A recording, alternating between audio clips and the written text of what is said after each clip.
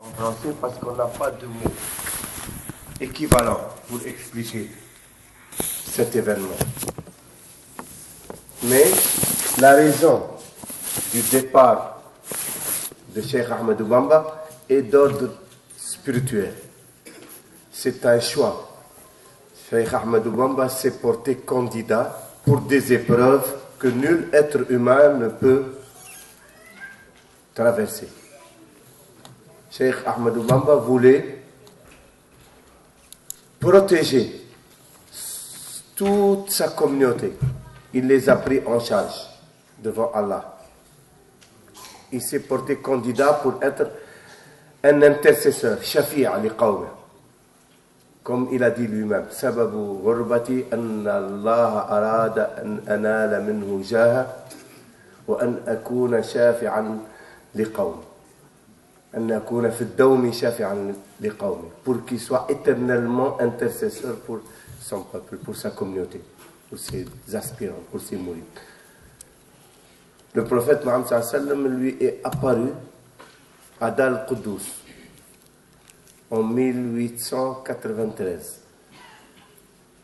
Cheikh Ahmadou Bamba venait de sortir d'une retraite spirituelle de 5 ans.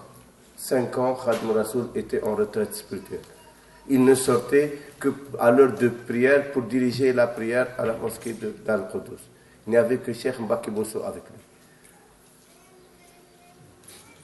lui. Et à la fin, le prophète Mohammed sallallahu alayhi wa sallam lui est apparu pour lui dire: aujourd'hui, tu as atteint la station de Cheikh Abdul Qadir Jilani, de Cheikh Abul Hassan Shadi et de Cheikh Ahmed Tijani. Il était le qutb de son époque. Mais seulement, Khadim Rasoul ne pouvait pas occuper la fonction. Il a atteint la réalisation, mais il ne pouvait pas occuper la fonction parce que le qutb ne peut exercer qu'à 40 ans. Il doit avoir 40 ans pour exercer le magistère. Khadim Rasoul avait 39 ans et 9 mois. Et déjà, c'est un cas exceptionnel parce que Cheikh Abdul Qadir Jilani avait atteint cette station à 80 ans. Et Abul Hassan Shadli à 72 ou 73 ans. Cheikh Ahmed Tijani, 2 ans ou 3 ans avant son décès. Donc, les Qutb arrivent à cette station après 60 ans et 70. Khadim Rasoul déjà était exceptionnel dans cette réalisation. Comme il a dit lui-même, Allah lui a raccourci le temps. Et le prophète Mohammed sallallahu alayhi wa sallam lui a dit: si tu veux, je te raccourcis le temps pour que tu occupes ta fonction, dès maintenant.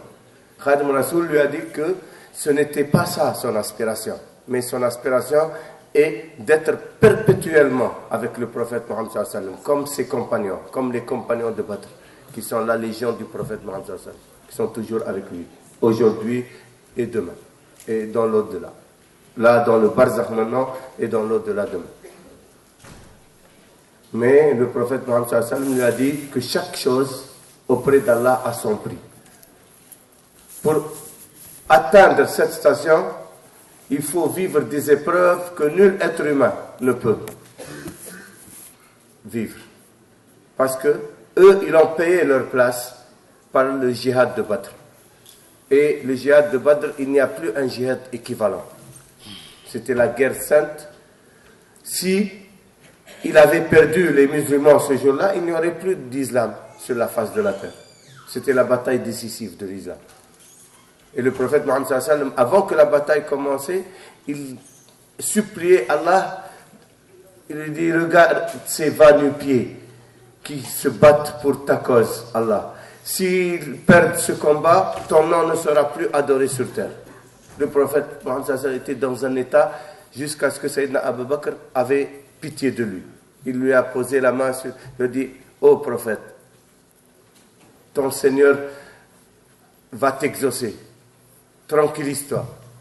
Alors le prophète Mohammed sallallahu alayhi wa sallam a levé la tête et il a dit: Ibshir ya Abu Bakr, je t'annonce la bonne nouvelle, Abu Bakr. Voilà mon frère Jibril et mon frère Mikaïl qui sont venus avec les légions des anges pour assurer la victoire du prophète Mohammed sallallahu alayhi wa sallam à Badr. Et ils l'ont combattu à Badr avec les hommes. Et un jour, Sayyidina Jibril a dit au prophète Mohammed sallallahu alayhi wa sallam, qui sont les meilleurs humains que vous considérez parmi vous? Le prophète Mohammed sallallahu alayhi wa sallam dit, ce sont mes compagnons de Badr qui ont combattu avec moi à Badr. Sayyidina Jibril lui dit, pour nous les anges c'est pareil. Ce sont les anges qui ont combattu à Badr, qui sont les meilleurs des anges. Donc pour comprendre la valeur de la bataille de Badr, personne, on ne peut pas égaler. Alors pour avoir cette station que Khadim Rasoul visait, il fallait vivre des épreuves que ni les saints, ni les qutb, ni qui que ce soit ne peut supporter. Ni Cheikh Abd Qadir Jilani, ni Abul Hassan Chadli, ni Cheikh Ahmed Tijani.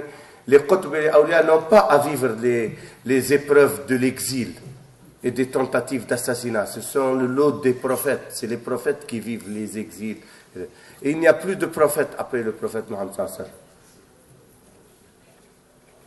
Donc celui qui va s'aventurer là, c'est d'un effort surhumain. Parce qu'un prophète, il est élu par Allah, et c'est Allah qui lui donne la force et le courage et la foi pour continuer son combat jusqu'à la fin. Mais quand quelqu'un il y va, comme ça, et le prophète Mohammed sallallahu alayhi wa sallam a averti aussi Cheikh Ahmadou Bamba pour lui dire, tout prophète que je suis, je ne peux rien pour toi si tu entres dans une épreuve pareille. Je ne peux que t'avertir quand un danger vient. Mais c'est à toi d'affronter. Et si tu ne résistes pas aux épreuves et tu demandes à Allah de t'assister et d'en finir, et tu finis ton parcours avant la fin, tu vas perdre tout ce que tu as acquis auparavant. Alors qu'il était déjà arrivé au sommet de la spiritualité.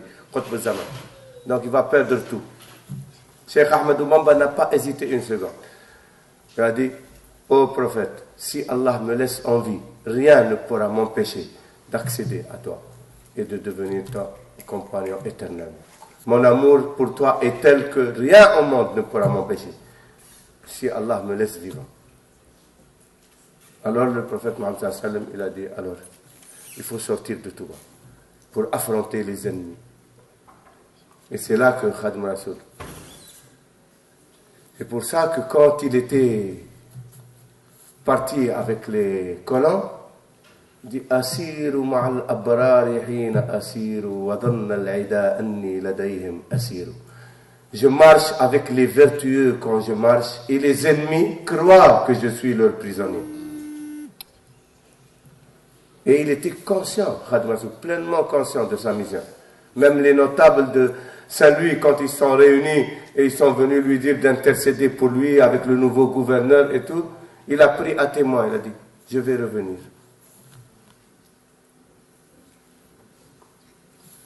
Donc voilà ce jour qu'on célèbre, ce jour du Magal. Parce que sans ce jour, sans l'exil maritime, le Ghorb al-Bahri de Khadim Rasoul, tous ces acquis seraient impossibles.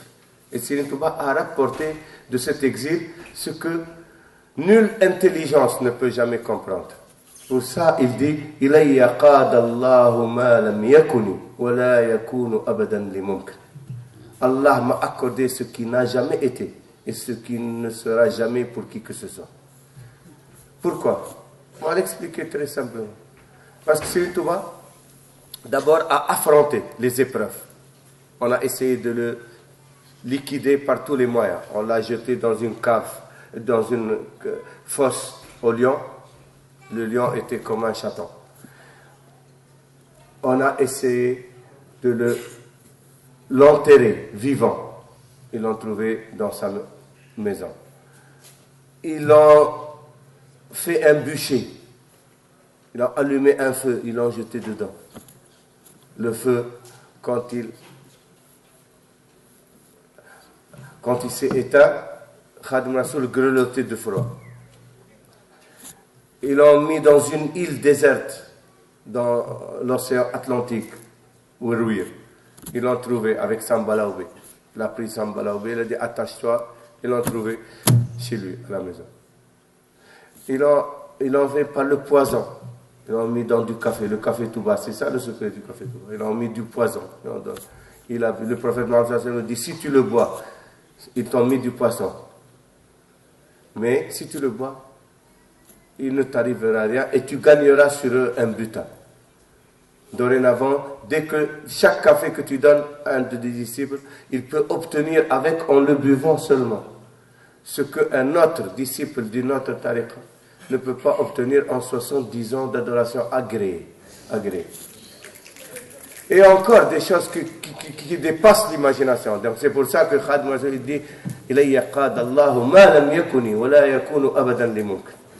Ce qui ne sera jamais pour qui que ce soit. Et ce sont des faits, des réalités qui sont consignées, qui sont écrites, et puis que les mourides vivent au quotidien, mais qui ne peuvent pas exprimer. Parce qu'il y a des choses, on ne peut pas dire de peur que quelqu'un il pense que c'est de la fabulation. Les plus qui connaissent Khadim Rasoul, c'est Beni Daïman. En Mauritanie, les Mauritaniens, ils sont connus dans le monde islamique, c'est les plus savants en linguistique, en théologie, en fiqh, en langue arabe. C'est les plus savants. Quand un savant mauritanien il va en Tunisie, ou au Maroc, ou en Algérie, ou en Égypte, ou en Arabie Saoudite, les savants viennent apprendre de lui.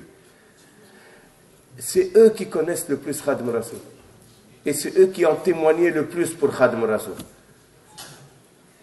Et c'est pour ça que le monde arabe connaît mieux Khadim Rasoul que les Sénégalais. Parce que c'est leur langue, la langue arabe. Quand ils lisent seulement les écrits de Khadim Rasoul, ils savent que celui qui a composé ça, ses compétences dépassent les compétences des humains. Il n'y a aucun doute là-dessus. Et les plus valeureux savants et chevaliers de l'islam en Mauritanie, c'est les Beni Daïman. Les Beni Daïman, tous sans exception, ont fait Djibolo à Serigne Touba. Et Serigne Touba a immortalisé leur Djibolo à Sarsara. Et jusqu'à présent, les Beni Daïman, moi j'ai eu beaucoup de choses des Beni Daïman. J'ai beaucoup d'épisodes de la vie de Serigne Touba, je les ai eus des Beni Daïman. Serigne Saliou, quand quelqu'un des Beni Daïman venait, il m'appelait toujours pour rester avec lui. Et une fois, je lui ai dit, quelqu'un, un savant des Beni Daïman, m'a raconté une histoire. Je vais la raconter pour donner une idée du savoir qu'on a de Serigne Touba dans le monde arabe. J'ai dit à Serigne Saliou, tel m'a dit ceci. Il m'a dit, je vais te dire quelque chose. Tu sais, les Beni Daïman, ils ne mentent jamais. Ils sont connus. Ils ont un esprit de chevalerie. C'est des chevaliers de l'islam. Ils ne connaissent pas le mensonge, ni la cupidité, ni les... Ils sont connus. Il m'a dit, les Beni Daïman ne mentent jamais. Et surtout, pas à propos de Serigne Touba. Donc, quand quelqu'un de Beni Daïman te dit quelque chose de Serigne Touba, n'hésite pas à l'écrire et à la... Il m'avait raconté qu'un jour, il y avait des savants en Mauritanie. Parce qu'on va maintenant entrer dans le sujet de la violence et des choses, le thème d'aujourd'hui. Et c'est une introduction à cela. Il y a deux tendances, grandes tendances dans l'islam sunnite, parce qu'il y a l'islam sunnite, il y a l'islam chiite, il y a des ibadites. Ça, c'est une autre division. Elle prendra une autre fois le thème. Mais pour nous, qui sommes musulmans sunnites, on a deux grandes divisions. Les soufis et les salafis. Il y a la tendance salafi et la tendance soufi. La tendance salafi, comme tu vois par exemple au Sénégal, tu dis les Ibadur Rahman, ils sont de tendance salafi. Eux, c'est les textes, le Coran, le hadith, tout ce qui n'est pas Coran, hadith. Ils ne considèrent pas d'autorité, ni intellectuelle, ni spirituelle. Il y a le Coran et le hadith. Mais c'est très bien, parce que quand ils se contentent de te dire Allah a dit, ou le prophète Mohammed a dit un hadith, tu ne peux que t'instruire. Il t'apporte un complément de savoir si tu ne connaissais pas. Si tu connaissais, il te conforte dans ta connaissance. Mais le problème, c'est quand ils dénigrent ou ils nient des choses qu'ils ne connaissent pas. Tu dis, ah non, là c'est du shirk, ah là c'est du haram. C'est là leur erreur. Dans ce qu'il affirme, on peut les écouter. Même dans ce qu'il affirme, il dit, ah ça, c'est pas ton domaine. Ce que tu ne connais pas, c'est à toi d'apprendre. Et c'est là le problème qu'ils ne connaissent. Ils ne connaissent pas la réalisation spirituelle. Ils ne connaissent pas les modes autres que le livresque. Eux, ils ne connaissent le savoir que par les livres. il voit ce qu'il a écrit, il l'accepte. Mais il ne connaît pas qu'Allah peut instruire des êtres, même qui sont illettrés. Il y a des saints qui sont analphabètes, qui ne savent pas lire et écrire, et Allah l'instruit. C'est dans le Coran. Craignez Allah et Allah vous apprendra. On a l'histoire de Sayyidina Khidr et Sayyidina Moussa dans le Coran. Sayyidina Moussa était prophète. Et Sayyidina Khidr n'était pas prophète. Et Allah a envoyé apprendre sur Sayyidina Khidr. Et encore, beaucoup de choses. On connaît des choses comme ça. Mais eux, ils ne connaissent pas. Dieu par intuition, ilham, par muhadatha, tahdith, malaika, ils t'enseignent. Mais eux, ce qu'ils ne savent pas, ils croient qu'il n'y a qu'un enseignement que la législation, que l'ahkam, les règles de droit ou... Non, il y a un autre, il y a la métaphysique, le transfert, c'est les secrets de la création, c'est les secrets de l'au-delà, c'est le secret de l'âme humaine. Ça n'a rien à voir. Ça ne fait pas partie du halal et du haram. Eux, ils ne connaissent que le halal et le haram. Ça, c'est halal, ça, c'est haram. Non, il y a un autre savoir qui n'entre pas dans le cadre juridique. Donc, les saints, ils ont d'autres modes de connaissance par lesquels Allah les instruit. Que ce soit par l'intermédiaire des anges ou que ce soit par l'intermédiaire du prophète Mohammed. Et les qutb, c'est la haute fonction, la plus haute fonction de la wilaya. Le qutb, il ne peut pas fonder une voie avant qu'il ne voit le prophète Mohammed à l'état de veille. Il doit le voir à l'état de veille pour qu'il lui donne la permission. Parce que ce n'est pas facile de fonder une voie. Tu dis, j'ai une tariqa, j'ai conduit les gens à Allah. Mais c'est une responsabilité. Les gens, ils viennent, ils te font allégeance, ils te font du boulot. Et demain, tu vas te défiler devant Allah, tu vas fuir tes responsabilités. Dans la vie, ils ont cru en toi. Tu leur dis, Allah a dit, ou le prophète a dit, ou il faut faire ceci, et ils t'écoutent. Tu t'es substitué à Allah et au prophète dans ce monde. Si tu n'as pas la permission expresse du prophète Mohammed, tu vas répondre de tout ce qu'ils ont fait de mal et de péché et dont tu étais garant dans la vie. Ce n'est pas facile. Donc il n'y a que des ignorants et les inconscients qui entrent dans ces considérations. Donc on ne peut fonder une voie interne. Cheikh Ahmed Tijani, il a vu le prophète Mohammed à l'état de veille, qui lui a donné l'autorisation de faire sa tariqa. Il lui a donné son word, il lui a donné des secrets de sa tariqa. Cheikh Abul Hassan Chadli, pareil. Cheikh Abd Qadir Jilani, pareil. Et beaucoup de khutb. Dans chaque époque, dans chaque pays, la vision du prophète Mohammed sallallahu alayhi wa sallam est une réalité vécue dans toutes les époques et dans tous les pays. Mais il y a, comme j'ai dit, les littéralistes, ils te disent non, ce n'est pas vrai. Ça, le prophète Mohammed, pourquoi eux, quel est leur argument? C'est la raison seulement. Rationnellement, pour eux, il est mort. Donc comment il l'a vu? Il est mort. Comment tu me dis que tu l'as vu dans le rêve? Peut-être, mais comme ça, c'est pas possible. Pour eux, c'est impossible rationnellement, parce que théologiquement, ce n'est pas impossible. Il y a un hadith. Le prophète Mohammed sallallahu alayhi wa sallam dit Man ra'ani fil ma'anam faqad ra'ani.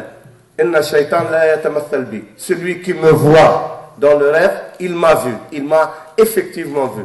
Parce que Satan ne peut pas prendre ma forme. Satan ne peut pas venir à quelqu'un dans la forme du prophète Mohammed. Il lui est interdit par Allah de prendre la forme du prophète Mohammed. Donc, le prophète, théologiquement, les explications des théologiens et des Ahl-al-Hadith, que ça permet la vision du prophète Mohammed, puisque le prophète a dit, celui qui me voit en rêve, il m'a effectivement vu. Effectivement. Faqad ra'an. Donc théologiquement, ce n'est pas impossible, mais rationnellement, et la raison n'a rien à voir dans la révélation. Mais quand même, il y a toujours le débat. Jusqu'à aujourd'hui, il y a des débats. Jusqu'à aujourd'hui. Partout, dans tout le monde arabe. Et surtout maintenant que le monde arabe a été le monde islamique en général, a été trop influencé par l'Arabie Saoudite. La doctrine wahhabite de l'Arabie Saoudite, c'est elle qui a poussé l'école salafi jusqu'à l'intransigeance. Parce que l'école salafi, elle était, comme je dis, c'est du respect du Coran et du Hadith, et c'est très bien quand il confirme. Mais quand il infirme, là, il y a un débat. Mais l'école wahhabi, ils sont fermés, obsolètes. C'est-à-dire, ils ont leur propre... Tout ce qui n'entre pas dans le cadre de leur vision, c'est du shirk, c'est du bid'a.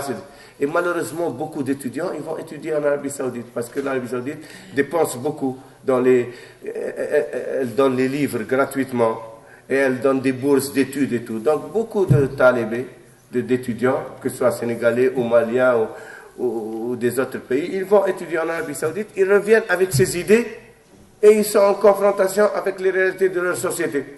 Ils deviennent maintenant un peu fanatisés. Ça c'est du shirk, ça c'est du bid'a, c'est haram, il faut porter comme ça, il faut la barbe soit comme ça, il faut le voile soit comme ça, les vêtements comme ça. Ils entrent dans tous les aspects de la société. Ils deviennent invivables, insociaux. Pour eux, leur façon de voir l'islam, c'est elle qui doit coller à tous les musulmans. Et ça crée tous ces problèmes de fanatisme, de violence qu'on voit et tout. Parce que eux, ils sont très sincères. Ils sont très sincères parce qu'ils croient vraiment qu'il est en train de répandre l'islam et de défendre l'islam et les valeurs de l'islam et la charia. Il est convaincu de cela. Donc, si tu parles avec lui, tu essaies d'argumenter, ah toi tu ne crois pas, ah toi tu es de la bid'a. Même le débat est difficile. Parce qu'il est convaincu qu'il est dans la vérité. Et ça crée tous ces problèmes qu'on voit aujourd'hui. Que ce soit dans les pays arabes, les révolutions arabes, maintenant, ils sont à consonance salafiste, que ce soit en Tunisie, que ce soit en Égypte. Tu vois, maintenant, c'est devenu en Irak, en Afghanistan, en Syrie, partout maintenant, et au Mali, dernièrement. Ça touche à nos frontières au Sénégal. Ça devient un problème. Leur façon, ils croient imposer. Leur façon de voir l'islam, ils croient que c'est ça la façon correcte. Et c'est la charia qu'ils veulent imposer. Alors que leur niveau intellectuel, il est très, très limité. Très limité, malheureusement. Malheureusement. Et même au Sénégal, je dis, il y en a des intellectuels, des grands intellectuels, qui jusqu'à présent ont gardé cet enseignement des Wahhabis. Je donne un exemple, par exemple. Chez nous, les Mourides, c'est un Khadim Baké, directeur Alifon, qui est un grand savant, un intellectuel. Il a traduit le livre Minan al-Baqi al-Khadim. Et cher Sinin Mohamed Bachir, quand il expliquait que Sinin Touba a vu le prophète à l'état de veille, il met une note en bas, la vision du prophète Mohammed sallam n'est pas possible. C'est une histoire des soufis, je sais pas. Il se permet, bien qu'il est mouride, il est de Mbaké, mais il est comme ça, sa formation intellectuelle est comme ça. Et encore, jusqu'à présent, beaucoup de lui, Ahmed Lo et beaucoup des grands intellectuels, ils le refusent catégoriquement. Tu sais ce qui leur manque sincèrement, c'est l'humilité. Un savant doit être humble. Il dit, je ne connais pas. Donne-moi des arguments que c'est vrai. Tu peux discuter. Mais tu dis, non, c'est impossible. Parce que lui, il ne connaît pas, c'est impossible. Donc, cette histoire que je vais raconter là, pour montrer, comme on a dit, les savants, les intellectuels sénégalais, ils n'oseront pas se comparer aux savants mauritaniens. Ni Khadim Mbaké, ni Ahmed Lo, ni qui que ce soit. Je pense, très humblement. Même aucun savant, ni d'Arabie Saoudite, ni de Tunisie, n'ose se comparer aux savants mauritaniens. Donc, a fortiori, les savants sénégalais doivent être humbles. Alors, les savants mauritaniens, ils ont eu une discussion sur cela, sur la vision du prophète Mohammed sallallahu alayhi wa sallam. Il y a certains aussi qui étaient imprégnés de cette tendance salafie. Pour eux, c'est impossible. Alors, ils ont décidé d'aller voir Khadim Rasoul pour avoir son avis. Parce que Khadim Rasoul, ce qui est paradoxal, en Mauritanie, jusqu'à aujourd'hui, les savants mauritaniens ont un consensus total sur Khadim Rasoul. Il dit, il dit, jamais en Mauritanie on a eu un consensus total sur quelqu'un, en dehors de Khadim Rasoul. Sur Khadim Rasoul, c'est un consensus total. Quelle que soit sa tendance, salafi ou soufi, ou quand il dit Khadim Rasoul, il dit, ce que dit Khadim Rasoul, il n'y a rien à dire. Khadim Rassoul, ce qu'il connaît, on est loin de connaître. Ce qu'il voit, on est loin de voir. Ce que Dieu l'a gratifié, on est loin de comprendre. C'est pour ça qu'il dit, les Mauritaniens, أعيا الورى فهم ما للشيخ من مدد لو كان يفهم معناه لفهمناه. Notre intelligence s'est épuisée à comprendre d'où détient Khadim Rassoul sa connaissance.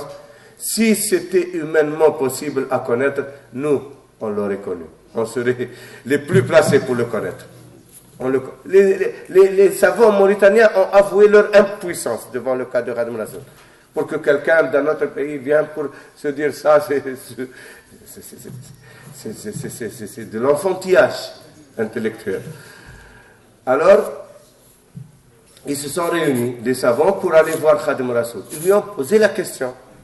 Ils lui ont dit, qu'est-ce que tu dis de la vision du prophète Mohammed sallallahu alayhi wa sallam à l'état de veille?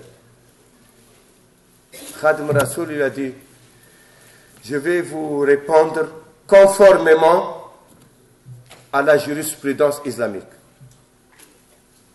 Usul fiqh, il y a les principes du droit, les règles de droit, les usul fiqh, les sources du droit. Qu'un savant qui ignore les sources du droit ne peut pas se dire savant. Il a dit,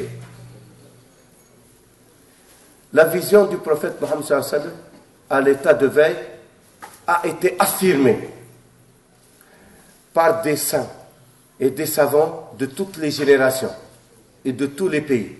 Dans chaque pays et dans chaque génération, il y a eu un saint ou un savant reconnu pour sa probité et pour sa compétence qui a affirmé la vision du prophète Mohammed sallallahu alayhi wa sallam. Est-ce que on peut imaginer que toutes ces personnes qui sont connues pour leur compétence et leur probité se sont tous ligués pour fomenter un mensonge à travers les générations et à travers les pays, d'affirmer quelque chose qui n'est pas vrai?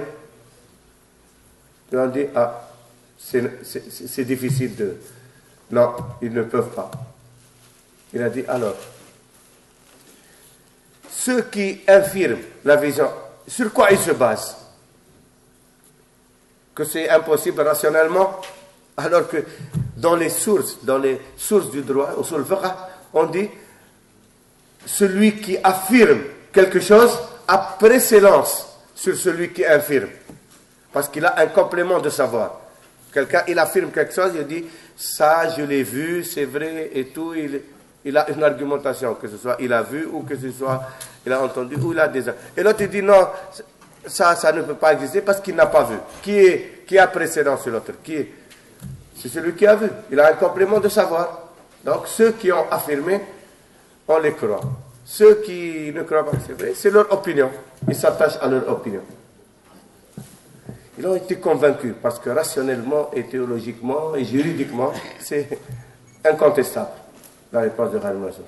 Mais quand ils sont partis, ils ont dit, mais pourquoi Khadim Rassoul nous a répondu comme ça? Pourquoi il n'a pas confirmé lui-même? Nous, on croit. Si Khadim Rassoul a dit, nous, on le croit, parce qu'il y a consensus total sur Khadim Rassoul. Pourquoi il n'a pas dit que oui, effectivement, et lui-même, il voit, puisqu'il dit dans ses écrits, Shafahani Rassoul, le prophète Mohammed m'a dit oralement, quand j'écrivais ces lignes, le prophète est venu me dire ceci. Il le dit dans beaucoup de ses écrits, Khadim Rassoul. Donc il a dit, pourquoi Khadim Rassoul n'a pas confirmé lui-même qu'il voit? Et le problème est clos et résolu. Ils sont revenus. Ils sont revenus pour redemander à Khadim Rassoul de leur confirmer. Khadim Rassoul les a laissés attendre jusqu'à l'heure de la prière. Il a dirigé la prière, on priait derrière lui. Après, il a dit à son bouknik de les amener dans une tente où il n'y a que Khadim Rassoul qui entre. Personne n'entre dans cette. Personne n'est jamais entré dans cette tente à part Khadim. Il est entré Khadim Rassoul, après le bouknik les a fait venir. C'était à Sarsar, chez les Beni Daïman. Quand ils sont entrés, tous ont vu le prophète Mohammed sallallahu alayhi wa sallam assis sur le lit et Khadim Rassoul par terre. Tous ont vu comme ça, à l'état de veille. Et c'est connu l'histoire chez les Beni Daïman et en Mauritanie, chez les savants. C'est une histoire célèbre en Mauritanie.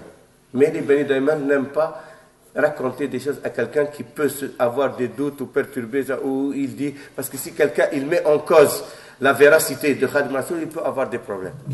Par miséricorde, ils ne veulent pas. Ils ne parlent qu'avec quelqu'un qui a la connaissance et qui les compétences pour entrer dans ces sujets. Alors, ils ont vu tous le prophète Mohammed sallallahu alayhi wa sallam assis sur le lit. Et il était frappé de stupeur. Il était dans un état. Khadim Rassoul, il a dit au prophète Mohammed sallallahu alayhi wa sallam de prier. Id'u lahum bil afiya, Rasulullah. Prie pour leur salut. Au prophète. Le prophète a prié, il est parti. Après, il se sort. Après, il commençait à pleurer et demander pardon. Depuis ce jour, jusqu'à aujourd'hui, personne n'ose mettre en contradiction. C'est pour ça qu'il dit Ijma'atem, consensus total. Jusqu'à aujourd'hui, à part peut-être quelques illuminés là, des nouveaux. Mais les savants, aujourd'hui, dans le cercle des savants mauritaniens, c'est eux-mêmes qui me racontent. On a fait un forum dernièrement, les plus grands savants de Mauritanie étaient venus.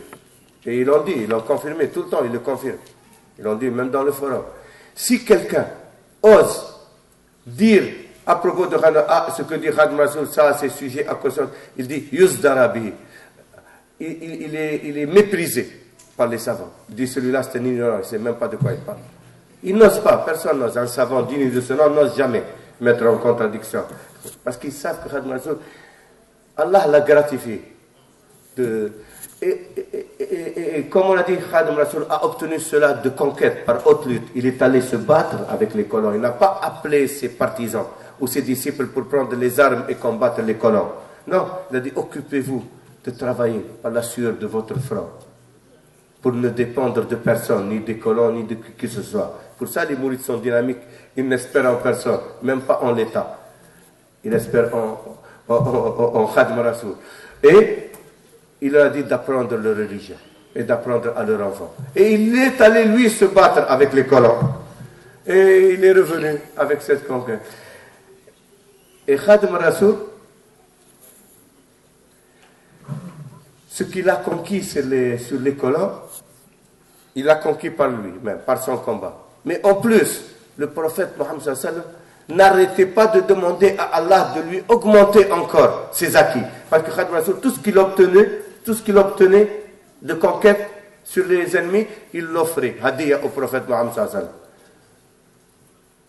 wa sallam. Alors le prophète Mohammed sallallahu alayhi wa sallam, il dit Allah seul toi tu peux le récompenser. C'est pour ça que Khadim Rassoul il dit Talabtali Rasulallah fawqa matlabi min Allah rabbi war raja lam yukhayyabi. Ô prophète, tu m'as demandé auprès d'Allah ce que je n'ai jamais osé demander ni espérer. Et tes vœux ne sont jamais rejetés. Allah ne va pas rejeter une requête du prophète Mohammed sallallahu alayhi wa sallam. Donc, s'il a obtenu ce qu'il a obtenu, et ce que le prophète Mohammed sallallahu alayhi wa sallam lui a demandé auprès d'Allah, et ce que Allah l'a gratifié pour son service, pour Allah et pour son prophète. Donc ça dépasse de loin toute imagination et toute compréhension. Ce sont ces réalités que les mourides vivent. C'est pour ça qu'on dit, maintenant, ceux qui ont une voix fondée par un qutb qui a pris la permission directe de Khadim Rassoul, ils ont des particularités. Ça ne les sort pas du cadre de l'islam. Ils vivent les mêmes réalités que les musulmans dans la charia et ils vivent leur réalité dans la haqiqa. Alors que les autres qui ne vivent pas la haqiqa, ils sont coupés. Les autres qui ont pris l'autre option que les textes seulement, ils ne considèrent même pas qu'il y a une science qui, dans la haqiqa ou que la haqiqa, ils pensent que ça c'est des innovations. Alors que la haqiqa c'est la vérité spirituelle. C'est ce que Allah te montre, c'est ce que tu vis toi-même. Comme quelqu'un qui est malade, qui a la fièvre, il a besoin d'un docteur agrégé pour lui dire qu'il a la fièvre, qu'il est malade. Il le sent en lui, il est malade. Même quand il va au docteur, il sait déjà qu'est-ce qu'il a. Mais il va au docteur parce que c'est un spécialiste. Il va. Sinon, il peut prendre un livre Vidal et regarder les médicaments et aller à la pharmacie et prendre les médicaments. Le problème. Le médecin, il est passé par là. Mais seulement le médecin a l'expérience. Il a vu tellement de cas et tout, c'est sa compétence. L'autre, il vient, il lui dit, tu viens au médecin, tu restes là, il te dit, bon, tu dois prendre comme ça. Tu dois lui raconter. Tu dois lui dire, j'ai mal au foie. Tu dis, le soir, tu dors bien, non? Tu urines, comment, hein? Pour qu'il comprenne ce que tu as, pour qu'il te donne le médicament. Les soufis sont des docteurs de l'âme. Le disciple, il sait qu'est-ce qu'il a. Pourquoi il ne se lève pas le soir pour prier? Pourquoi il ne veut pas ça? Pourquoi? Il lui donne un médicament, une orientation qui correspond à ses besoins, à sa nature. Le médecin, il ne va pas, tout le monde, il leur donne le même médicament. Toi, tu as mal à l'estomac, de l'aspirine. Tu as mal à la tête, l'aspirine. Tu ne peux pas dormir, de l'aspirine. Non, à chacun, il lui donne une prescription. Les soufis, pareil. Leurs disciples, ils les éduquent chacun à sa façon. L'autre, il lui dit, toi, il ne faut pas manger beaucoup. Il ne faut pas dormir beaucoup. Toi, il lui dit, dors et mange comme tu veux. L'autre, il lui dit, il ne faut pas t'habiller comme ça, c'est trop ostentatoire, il doit être... L'autre, il dit, habille-toi comme tu veux, je veux te voir beau. Chacun, d'après le milieu, l'environnement, sa nature, quelqu'un qui est un peu hautain, il le rabaisse un peu pour qu'il soit... Quelqu'un, il est trop timide, il le souffle un peu pour qu'il devienne plus présent. Chacun, c'est comme ça le talibé des soufis, c'est de la psychologie de l'âme. Alors que les avis croient qu'il y a un médicament uniforme pour tout le monde. Tout le monde doit s'habiller comme ça, tout le monde doit se tenir comme ça, tout le monde doit prier comme ça, tout le monde doit faire ceci. C'est ça l'incompréhension. Et cette incompréhension, elle crée beaucoup de problèmes aujourd'hui dans le monde musulman. C'est pour ça que dans l'enseignement de Khadim Rasoul, non seulement nous les mourides, on a la chance, parce qu'on croit à fond, on croit fermement. Et on vit cela. Mais nos frères musulmans ont intérêt à découvrir l'enseignement de Khadim Rasoul, qui est le meilleur enseignement aujourd'hui, dans le charia comme dans la haqiqa. Khadim Rasoul, ce qu'il a obtenu, c'est très simple. Il le dit dans une qasida qui est en acrostiche, muqayyada bi huruf wa yakhlaqu ma la ta'lamun. Et il crée ce que vous ne connaissez pas. C'est des paroles coraniques. إلي قدت ما فاق به الجيلاني عليه رضوان الذي أعلاني. Tu m'as accordé ce qui a distingué Abdul Qadir Jilani. Et tu m'as élevé davantage. إلي قدت ما فاق به أبو الحسن في خدمة النبي جد الحسن. Tu m'as accordé ce qui a fait l'excellence de Abul Hassan al-Shadi dans le service de son aïeul béni, le prophète, paix et salut sur lui. تممت لي بما به التيجاني فاق وكنت لي بالمرجاني. Tu as parachevé mes acquis en m'octroyant ce qu'a obtenu Cheikh Ahmed Tijani. ورثتني فقه الإمام مالك عليه رضوان الكريم المالكي. Tu m'as fait l'héritier du fiqh de l'imam Malik, celui l'agrément du Seigneur créateur. وجهت لي منك منى لطيفة وقدت لي فقه أبا حنيفة. Tu m'as donné des dons subtils et tu m'as gratifié du fiqh de Abu Hanifa. نفعتني كنت لي بالمنافع وقدت لي فقه الإمام الشافعي. Tu m'as accordé des bienfaits immenses et tu m'as appris la jurisprudence de Shafi'i.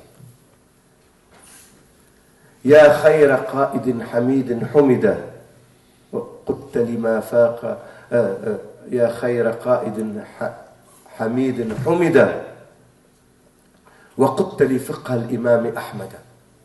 Ô meilleur des guides à qui on rend hommage, tu m'as gratifié du fiqh de l'imam Ahmed ibn Hanbal. Donc, les 4 imams de la charia et les 3 plus grands qutb de la haqiqa. C'est une touba à réunir en lui. Et encore des choses. Donc, ce que détiennent les mourides aujourd'hui, c'est pour ça, c'est une touba, il frappait sa poitrine. Il dit, لو علم الناس ما هنا لبادروا إليه. ولكن لما جهلوه طلبوا غيره. Si les humains savaient ce que je détiens là, ils accourraient de toutes parts. Mais comme ils l'ignorent, ils vont chercher ailleurs ce qui se trouve ici. Donc c'est malheureux même de voir au Sénégal des Sénégalais qui ne connaissent pas ces réalités. Ils ne connaissent pas ces réalités. Et ils aiment, tous les Sénégalais sans exception, aiment Serigne Touba. Chrétiens, musulmans, tijanes, Qadir Line, tous aiment Serigne Touba sans exception. Ça, il faut rendre hommage. Mais ils sont loin de connaître Serigne Touba. Certains disent oui, Serigne Touba est un saint comme Dieu, comme tel. Ils comparent. Il n'y a pas de comparaison possible parce que Serigne Touba, on ne peut pas le comparer avec les plus grands saints du monde musulman. Comment on peut le comparer avec des cheikhs nationaux ou locaux? Ça n'a rien à voir. On ne peut pas le comparer même à Cheikh Ahmed Tijani, Cheikh Abdul Qadir Jilani et Abul Hassan Chadli. On compare avec leurs disciples ou des disciples de leurs disciples. Ça, c'est une réalité incontestable chez les savants du monde arabe, les plus grands savants du monde arabe, surtout les savants mauritaniens qui connaissent. Il faut lire les lettres des gens de Médine, des savants de Médine, des notables de savants. Tout Médine et la Mecque, ils ont fait allégeance à Serigne Touba. Ils sont mis sous la protection de Serigne Touba. Alors que les musulmans du monde entier, ils font le pèlerinage à la Mecque pour recueillir la baraka ou trouver un savant là-bas pour prendre de lui un word ou une bénédiction ou une baraka. Et quand un savant ou un grand homme, il va en pèlerinage à l'époque de Serigne Touba, c'est une fête nationale. Sa famille, c'est ici tout le monde. Il devient un hajj, une grande personne illustre qui a fait le pèlerinage. Alors que le pèlerinage, la Mecque et Médine sont venus faire le pèlerinage chez Serigne Touba. C'est quelque chose. Serigne Touba, il dit le jour de la venue de la délégation de Médine était le jour le plus béni de l'histoire du pays, du Sénégal. Et les Sénégalais ignorent ça. La faute à qui? Aux mourides ou aux autres? Il faut tout le monde en prendre conscience de ces réalités. Serigne Touba n'est pas un patrimoine national, c'est un patrimoine universel. Tous les musulmans aujourd'hui ont intérêt à le connaître et à bénéficier de sauver tout le monde, sans exception. Parce que Serigne Touba a eu des privilèges et des grâces d'Allah, dont les privilèges qu'il a eu, et que tous ceux qui se rattachent à Serigne Touba, ils n'entreront jamais en enfer. Ils ne connaîtront même pas l'interrogatoire de Munkar et Nakir dans la tente. Serigne Touba a dit la première chose, le mouride commence à connaître Serigne Touba, à le connaître, le jour où on le met sous terre. La première chose qu'il va constater, que Munkar et Nakir ne vont pas l'interroger. Il dit, ils n'ont pas à interroger mes disciples parce qu'ils se dispensent de l'interrogatoire par leur connaissance de votre cheikh. Munkar et Nakir connaissent mieux Serigne Touba que nous. Les anges connaissent mieux Serigne Touba que nous. Les djinns connaissent mieux Serigne Touba que nous. Tous les djinns musulmans de l'époque Serigne Touba ont fait allégeance à Serigne Touba. Et les humains, une fraction du Sénégal. Alors que tous les djinns, bi ta'allaqa muslimu jinna asri, duna alladhina lam yuslimu. Tous les djinns musulmans de mon époque se sont rattachés à moi, en dehors de ceux qui ne sont pas musulmans. Donc, on doit découvrir davantage la réalité de Khadim pour le bien des humains et diffuser ses œuvres, ses enseignements. Pas tout le temps raconter Serigne Touba était ceci. Il y a des enseignements, Serigne Touba. Il faut diffuser ses enseignements. C'est voilà, Serigne Touba qui parle aussi. Celui qui veut croire, croit. Celui qui ne veut pas croire, ne croit pas. Nous, notre devoir est de diffuser cet enseignement. Tout simplement. C'est pas nous qui parlons, c'est lui. Lui, il est autorité. Serigne Touba, chaque fois qu'il dit quelque chose, qu'il affirme quelque chose, il dit Wallahu ala ma aqulu wakil. Et je prends témoin Allah pour ce que je dis. C'est lui qui prend sa responsabilité. Donc, comme on dit, ce n'est pas des choses avec lesquelles on peut. Aujourd'hui, tu trouves des gens qui disent n'importe quoi. N'importe quoi. Ou ils se présentent comme Serigne Touba, ou ils se présentent alors qu'ils n'ont aucune idée de ce que c'est.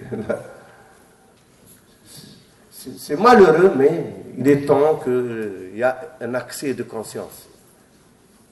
Khadim Rasoul, il dit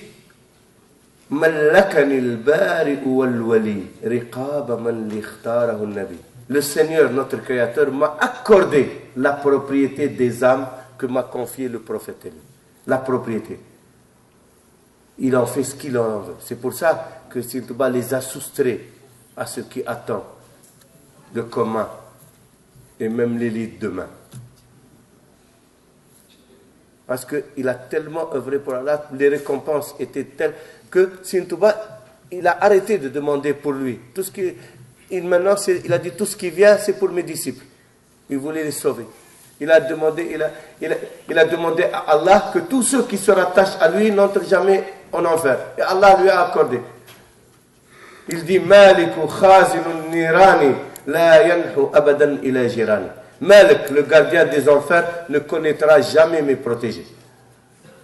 Comment nous, on peut être récompensé ou œuvrer pour Sine Touba assez pour être digne de cela? Ne peut pas. Mais chacun doit faire à son niveau, d'après ses moyens, d'après ses compétences, rendre grâce à Sine Touba et œuvrer pour le salut des humains. Maintenant, quand tu vois une autre compréhension de l'islam, comme on l'a dit tout à l'heure, salafi, elle entraîne des désastres nationaux et internationaux. Regarde par exemple le Mali. Le Mali, c'est un pays voisin. Avant, c'était le même pays, le Sénégal, c'était l'Empire du Mali. C'était les mêmes populations. Maintenant, regarde, ils sont entrés. Parce qu'ils n'ont pas fait attention à ce phénomène. Des gens revenaient d'Arabie Saoudite, l'Arabie Saoudite envoyait des trucs là, leur compréhension de l'islam, parce qu'ils récitent quelques versets du Coran et quelques hadiths, se croient plus instruits et plus savants que les autres. Ce qui leur manque, c'est l'humilité, tawara. Même si tu connais des choses. Un grand poète arabe, il dit قل للذي يدعي في العلم فلسفة حفظت شيئا وغابت عنك أشياء. Dis à celui qui prétend détenir un savoir extraordinaire, tu as appris certes des choses, mais tu ignores encore plus que ce que tu ne sais. Tout savant, tout vrai savant, il sait pertinemment que ce qu'il ignore est beaucoup plus que ce qu'il connaît. Sinon, ce ne serait pas un savant, ce serait un prétentieux. Donc, malheureusement, nos frères qui ont pris l'option à la vie, avec un peu de savoir, un minimum, croient avoir cerné tout l'islam. Ils commencent à légiférer. Ça c'est halal, ça c'est haram, ça c'est bid'a, ça c'est shirk. Et il veut maintenant imposer sa vision de l'islam à toute la société. Ça crée toutes ces violences dans le monde islamique, malheureusement. Et comme nous sommes dans un pays musulman, on est en train de vivre ces réalités. C'est pour ça que j'appelle tous les mourides à s'imprégner davantage par les écrits et les enseignements de Khadim al-Rasoul pour ne pas se laisser influencer par des pensées autres. Il y a des gens à Touba aujourd'hui même, qui sont imprégnés par les idées salafistes, ils se croient plus savants que les autres et commencent à dénigrer certains aspects de la vie et qui deviennent maintenant un problème à Touba. Et ils font des écoles, c'est bien si, comme j'ai dit, ils se contentent de dispenser l'enseignement islamique et d'apprendre aux gens ce que Allah a dit et le prophète, tout le monde va les aimer. Parce qu'ils ont un rôle bénéfique dans la société. Mais s'ils commencent à entrer dans les problèmes de société, ça c'est haram, la femme elle s'habille comme ça c'est... La femme, elle s'habille comme elle veut, elle a le Coran, elle a le hadith comme tout le monde. Allah lui a dit ça, c'est à elle d'appliquer. Un musulman, Allah lui dit cela, s'il l'applique, c'est tant mieux pour lui, s'il n'applique pas, tant pis pour lui. Toi, tu n'as qu'à lui dire, ce voilà ce que Allah dit, pas te lui imposer. Allah ne nous a pas envoyés pour imposer quoi que ce soit, mais pour informer et conseiller. Ad-din al-nasiha. Le prophète Mohammed sallallahu alayhi wa sallam, il dit Ad-din al-nasiha. La religion, c'est le bon conseil. Ad-din al-nasiha. Et il nous a exhortés à diffuser l'islam par la sagesse, le bon exemple, et on ne doit polémiquer qu'avec une argumentation saine et sereine. C'est dans le Coran. وَادْعُوا إِلَى سَبِيلِ رَبِّكَ بِالْحِكْمَةِ وَالْمَوْعِظَةِ الْحَسَنَةِ وَجَادِلْهُمْ بِالَّتِي أَحْسَنُ. Appelle aux voix de ton Seigneur par la sagesse. Il a mis en premier la sagesse. Hikmah, par al-maw'idat al-hasan, le bon exemple et le bon sermon, le bon conseil. Et ne polémique qu'avec une argumentation saine, sereine, avec des arguments acceptables.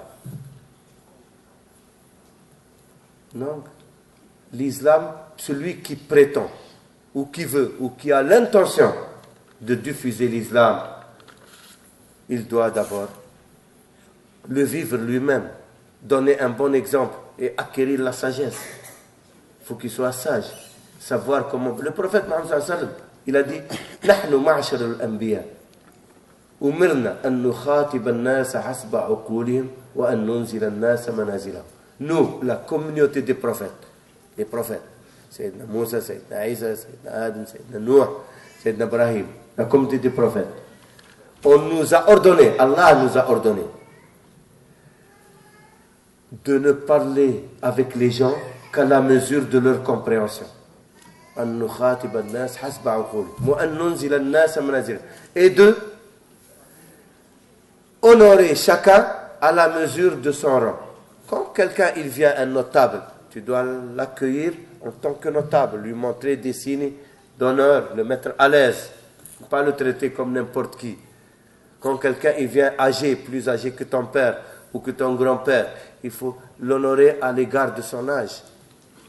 Quand une femme vient, il faut l'honorer comme ta mère. Chacun, tu dois l'honorer. Quand quelqu'un il vient, un voyou, un délinquant et tout, il faut lui parler un langage plus cohérent avec son état pour essayer de maîtriser un peu son élan. Chacun, il doit lui parler à la mesure de sa compréhension et en égard à son rang. Ça, c'est la sagesse prophétique. Les prophètes ont été ordonnés d'agir comme ça. Et tu vois quelqu'un, un jeune, il vient parler à un vieux de son père comme s'il parlait avec un ignorant ou un analphabète. Non, il ne faut pas faire comme ça. Pourquoi tu pries comme ça? Et ils veulent... C'est ça qui crée cette violence. Il y a une femme qui peut être sa mère ou sa grand-mère et il est en train de le maltraiter physiquement ou oralement. C'est ça qui crée ce problème qu'on voit aujourd'hui. C'est l'adab. Voilà la force des soufis, c'est l'adab. Les règles de bienséance. C'est ça que nos frères ils n'étudient pas, ils n'appliquent pas, ils ne comprennent même pas l'adab. Quand quelqu'un n'a pas les règles, ne détient pas des règles de bienséance, n'a pas été éduqué par un maître, c'est Satan son maître. Parce que Satan, il l'induit en erreur. Qu'est-ce qu'il lui dit? Et toi, tu es savant. Toi, tabarakallah. Toi, tu te lèves le matin, tu pries. Toi, tu as la barbe, la sunna du prophète. Toi, regarde l'autre comment. Tu ne le vois jamais à la prière. Regarde comment il prie. Regarde, il ne sait même pas prier. Regarde comment il fait des amis. Il l'investit d'une mission qui n'est pas la sienne. Et il se voit maintenant. Et c'est Satan qui est en train de le guider vers son malheur et le malheur des autres. Pour ça, il faut savoir ce que c'est un maître spirituel, un guide spirituel.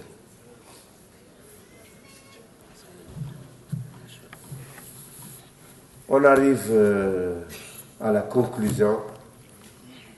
On a 5 minutes pour conclure et puis après on a la prière et puis s'il y a des questions.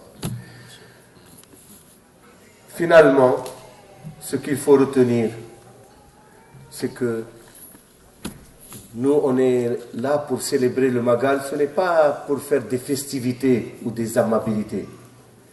Mais c'est pour vivre une réalité. Une réalité plus spirituelle que matérielle. On est là, certes, pour faire des bernets. Les bernets, c'est la base d'une réunion des musulmans. Quand il y a une réunion de musulmans, il faut toujours servir à manger parce que ça rapproche les cœurs. Mais il faut servir aussi une nourriture spirituelle. C'est la nourriture de l'esprit. Pour coordonner notre compréhension, harmoniser notre savoir, partager nos valeurs et se donner le bon conseil. Comme a dit le prophète Mohammed sallallahu alayhi wa sallam. Je rends grâce à Cyril Saliou, avec qui j'ai fait un parcours de 11 ans et qui m'a instruit, éduqué sur beaucoup de plans. J'espère être digne de ce qu'il m'a gratifié et d'être le plus bénéfique possible pour moi-même, pour ceux qui dépendent de moi, mes enfants, ma famille. et pour mes mbokki talibé avec qui je partage la même option, la même affinité, la même compréhension de l'islam, la même direction et le même guide spirituel. Khadim Rassoul. Après Serigne Saliou, j'avais des difficultés à me retrouver au sein du mouridisme. Heureusement, Serigne Touba a fait qu'en revenant cette fois du Sénégal, en avril, j'ai rencontré Serigne Mountakha Mbacké, Serigne Mountakha Bassirou, à Taverny. C'est comme si Serigne Saliou s'est personnifié à moi en Serigne Mountakha.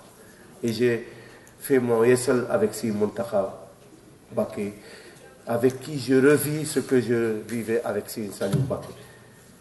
Et je rends grâce à Serigne Mountakha pour cela et à Serigne Saliou.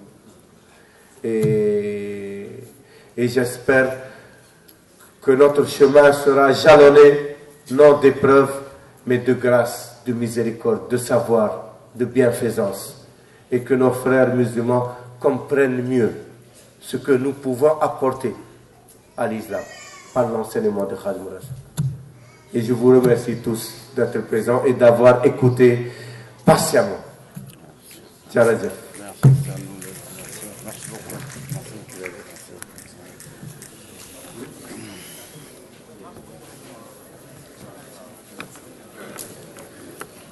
Merci, Seigneur Belal.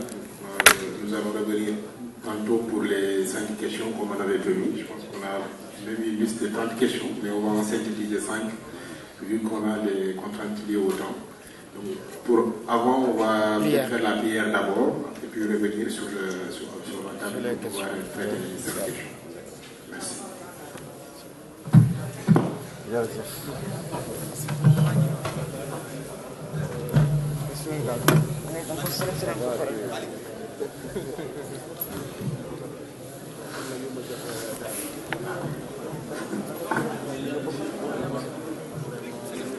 الله أكبر الله أكبر